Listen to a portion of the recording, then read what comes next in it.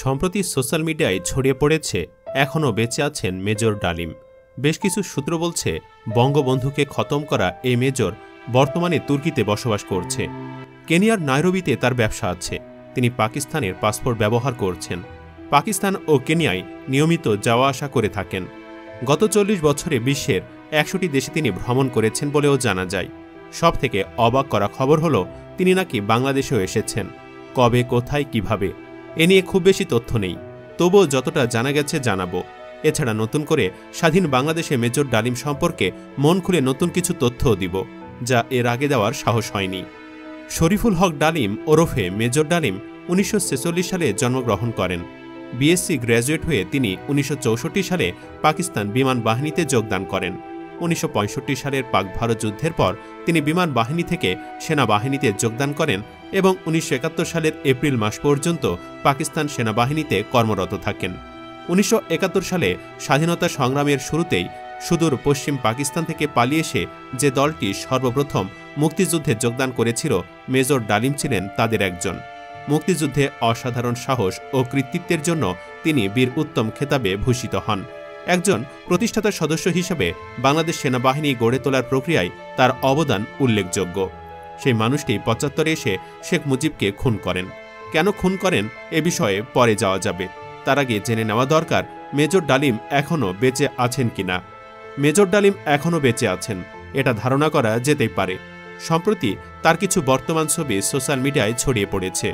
অনেকেই বৃদ্ধ বয়সী এসব ছবি নিয়ে ফেসবুকে লিখছেন এখনও বেঁচে আছেন মেজর ডালিম। ছাত্র জনতার গণ অভ্যুত্থানে হাসিনা সরকারের পতনও দেখেছেন তিনি। অনেকে বলাবলি করছে মেজর ডালিম বর্তমানে তুর্কিতে বসবাস করছে। কেনিয়ার নাইরোবিতে তার ব্যবসা আছে। তিনি পাকিস্তানি পাসপোর্ট ব্যবহার করছেন। পাকিস্তান ও কেনিয়ায় নিয়মিত যাওয়া আসা করে থাকেন। গত ৪০ বছরে বিশ্বের ১০০টি দেশে তিনি ভ্রমণ করেছেন বলেও জানা যায়। শুধু তাই না, ৭৫-এর পরে মেজর ডালিম বাংলাদেশে কমপক্ষে ২০ বার এসেছে বলেও খবর রটাচ্ছে অনেকে। এমনকি ধানমন্ডি ৩২-এও যাওয়ার গুঞ্জনও রয়েছে ফেসবুকে। তবে এসব তথ্যের কোনো নির্ভরযোগ্য সূত্র নেই। বাংলাদেশে আসলে হয়তো আওয়ামী লীগ সরকার তাকে এতদিনে ধরেই ফেলত। হাসিনা ক্ষমতায় থাকাকালীন সময়ে বঙ্গবন্ধুর খুনিদের খুঁজে বের করার দায়িত্ব পালনকারী একটি টিমের সদস্য অ্যাম্বাসেডর ওয়ালিউর রহমান জানান, মেজর ডালিম পাকিস্তানের পাসপোর্টধারী এবং কোটিপতি ব্যবসায়ী। ওয়ালিউর রহমান বলেন, ডালিম পাকিস্তান থেকে কেনিয়ায় সবসময় যাতায়াত করছেন। কেনিয়ায় বিনিয়োগকারী বিদেশিদের মধ্যে তিনি অন্যতম। সে দেশের রাষ্ট্র ক্ষমতায় থাকা প্রভাবশালীরা বংশ পরম্পরায় তাকে আশ্রয় দিয়ে যাচ্ছে। তিনি বলেন, ১৯৯৬ সালে আওয়ামী লীগ ক্ষমতায় আসার পর ইনডেমনিটি বিল বাতিলের পর আমরা কেনিয়ায় গিয়ে সেদেশের সকল পর্যায়ে নেতাদের সঙ্গে দেখা করি এবং তাকে ফেরত চাই। তারা সরাসরি তা প্রত্যাখ্যান করে। বঙ্গবন্ধু খুনের পর ৯৬ থেকে ২৪ প্রায় ৫ মেয়াদে ২০ বছরেরও বেশি সময় ক্ষমতায় ছিল আওয়ামী লীগ। তবুও মেজর ডালিমের কোনো তথ্য বের করতে পারেনি দলটি। ডালিমও কখনোই কোথাও নিজের উপস্থিতি জানান দেননি, এমনকি আওয়ামী লীগ সরকার পতনের পরও না। তবে তিনি যে একেবারে চুপসে গেছেন সেটাও না। নিজের নামে একটি ওয়েবসাইট খুলে সেখানে লেখালেখি করে সত্যিটা জানিয়েছেন। এর বাহিরে সামাজিক যোগাযোগ মাধ্যম ফেসবুকে মেজর ডালিম ফ্যান পেজ সহ মেজর ডালিম নামে বেশ কয়েকটি অ্যাকাউন্ট পাওয়া যায়। সেগুলোতেও বঙ্গবন্ধু হত্যাকে যৌক্তিক দাবি করা হয়েছে। আর মেজর ডালিমের গ্রন্থে তো স্পষ্ট করে তিনি বঙ্গবন্ধুকে হত্যার পরিকল্পনা প্রণয়ন ও বাস্তবায়নের কথা জানিয়েছেন। তার জন্য তিনি কোনো অনুশোচনা বোধও করেন না, বরং বরাবরই বিপ্লব হিসাবে অভিহিত করেন। বইয়ে উল্লেখ রয়েছে ১২ আগস্টই ঠিক করা হয়েছিল ১৫ আগস্ট ভোরের দিকে বঙ্গবন্ধুকে উৎখাত করা হবে। ১৫ আগস্ট তারিখটি বেছে নেওয়ার সুনির্দিষ্ট কিছু কৌশলগত কারণও মেজর ডালিম তুলে ধরেছেন। ১৫ আগস্ট ঢাকা বিশ্ববিদ্যালয় অনুষ্ঠান এবং শেরে বাংলা নগরে এমপি হোস্টেল ঘিরে সেরাতে তৎপর থাকার কথা ছিল পুলিশ ও স্পেশাল স্কোয়াডের। টহল দেওয়ার জন্য রক্ষী বাহিনীকে ঢাকা বিশ্ববিদ্যালয় এলাকায় মোতায়েন করা হবে, এমন ধারণাও ছিল পরিকল্পনা প্রণয়নের সময়। রক্ষী বাহিনীর পরিচালক ব্রিগেডিয়ার নুরুজ্জামান ও উপপরিচালক কর্নেল সাব্বি উদ্দিন ১৫ আগস্ট ঘটনাচক্রে একসঙ্গে দেশের বাহিরে ছিলেন।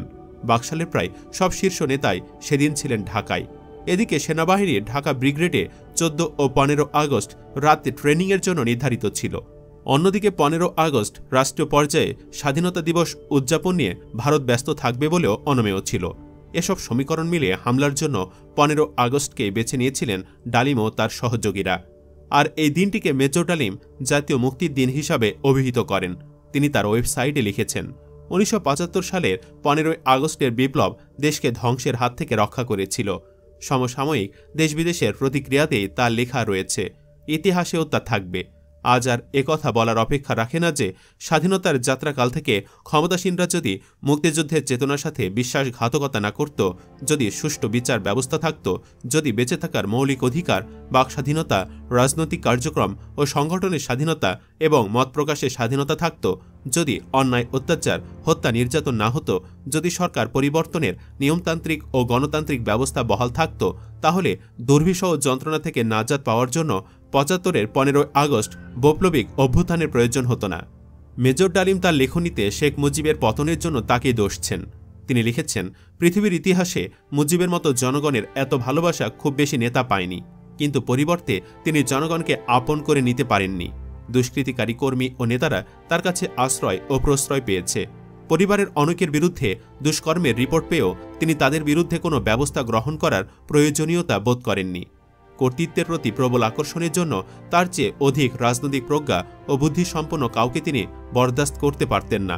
তার চরিত্রে ধৈর্যের অভাবও ছিল বলে মন্তব্য করেন মেজর ডালিম। তিনি বলেন, ফলে তিনি পরীক্ষিত ও গুণবান যোগ্য সহযোগীদের কানকথায় বিভিন্ন দায়িত্ব থেকে অপসারণ করেন।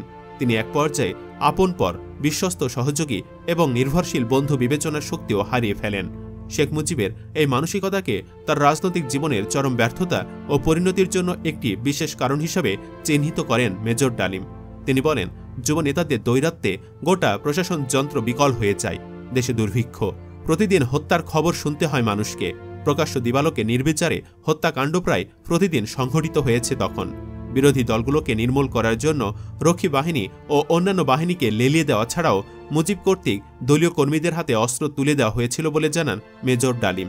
তিনি বলেন, পুরো দেশ এভাবেই একটা সীমাহীন নৈরাজ্যের দ্বারপ্রান্তে উপনীত হয়েছিল। যে মানুষ একদিন মুজিবের কারামুক্তির জন্য রোজা রেখেছে, নফল নামাজ আদায় করেছে, সেই মানুষই আওয়ামী বাকশালী শাসনামলে আল্লাহ পাকের কাছে কেঁদে কেঁদে শেখ মুজিবের দুঃশাসন থেকে মুক্তি চেয়েছে। মেজর ডালিম জানান, দেশের এই পরিস্থিতিতেই জনগণের কথা ভাবতে শুরু করেন তারা। তিনি বলেন, আমরা ঠিক করলাম জাতিকে শ্বাসরুদ্ধকর অবস্থা থেকে মুক্ত করতে হবে যে কোনো ত্যাগের বিনিময়ে। সেই ভাবনা থেকেই ডালিমরা নিজস্ব পরিকল্পনা শুরু করে। সেনাবাহিনীর বিভিন্ন ইউনিটে সেনা পরিষদ গড়ে তোলার কাজ দ্রুতগতিতে এগিয়ে নেয়। দেশের প্রতিটি সেনানিবাসের বিভিন্ন ব্যাটালিয়ন ও রেজিমেন্টে সমমনা অফিসার ও সৈনিকদের সমন্বয়ে গড়ে তোলা হয় গোপন সংগঠন। তাদের গোপন সংগঠনে সিদ্ধান্ত গ্রহণ করা হয় শেখ মুজিবকে আজীবন রাষ্ট্রপতি হিসাবে প্রতিষ্ঠিত করার আগেই বিপ্লব ঘটিয়ে শেখ মুজিবের এক নায়কত্ব ও বাকশালে পতন ঘটাতে হবে। তারপরে হয়তো সপরিবারে মুজিব হত্যার প্ল্যানিং ও তা সাকসেসফুল করা হয়। তবে সবাইকে মারলেও হাসিনা ও রেহানা বেঁচে যায়।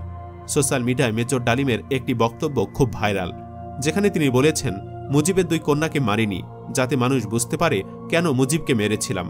মেজর ডালিম আসলেই এমন বয়ান দিয়েছেন কিনা, দিলে কোথায় দিয়েছেন তা নিশ্চিত হওয়া যায়নি। তবে যে কোনোভাবেই হোক তার বয়ানটা আজ বাস্তবতায় রূপ নিয়েছে। আসলে হাসিনার কারণে মানুষ বুঝতে পেরেছে তার বাবা কেমন ছিল।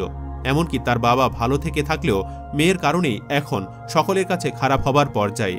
যাই হোক দর্শক, আপনার দৃষ্টিতে মুজিবকে মেরে মেজর ডালিম ঠিক কাজ করেছে নাকি ভুল? কমেন্টে জানিয়ে দিন আপনার মন্তব্য।